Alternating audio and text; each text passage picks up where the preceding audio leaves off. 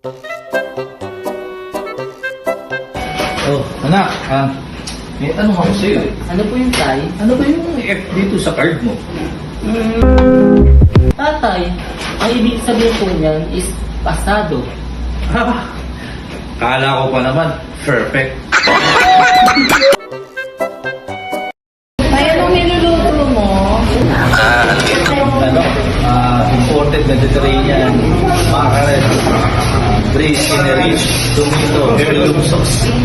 Ano po yung tay? Sardinas.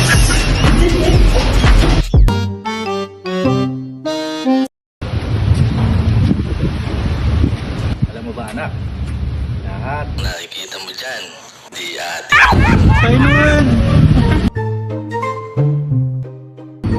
anak, alam mo ba kung bakit malungkot yung kalendaryo?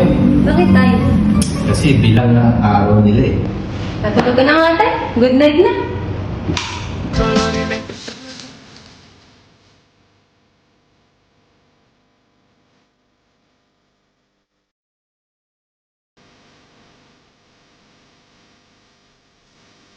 Kahit sa ako'y nasanay